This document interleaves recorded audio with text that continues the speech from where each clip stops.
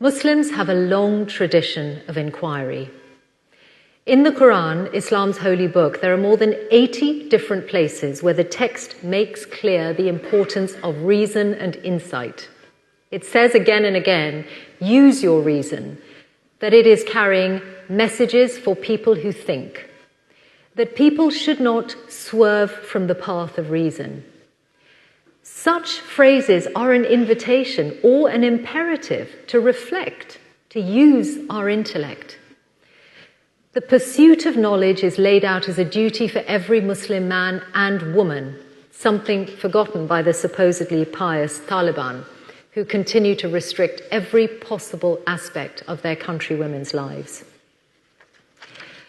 I wonder how many of you can name the world's oldest university that is still operating today. In fact, I'd love you to raise your hands if you think you know where in the world that oldest university that is still operating today is.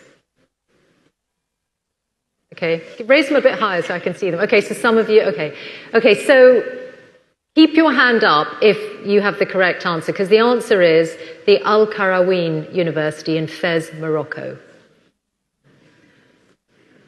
Some of you did know. It is recognized as the world's oldest continuously operating institution of higher education, much older than Oxford.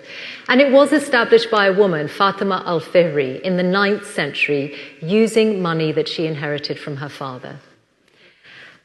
I counted the 80+ mentions of reason, insight, and thought in the Quran with the help of my mother.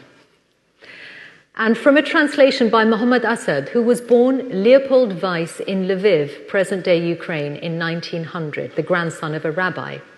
He quoted the words, "for people who think," on the title page of his translation.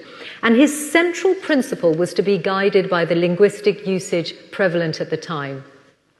Hence, he says, the word Muslim would have been understood in 7th century Arabia as one who surrenders wholeheartedly to God, unlimited to any specific community or denomination.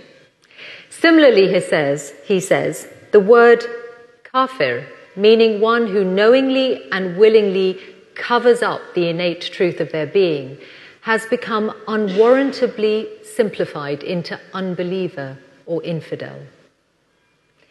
There is much more in Asad's commentary.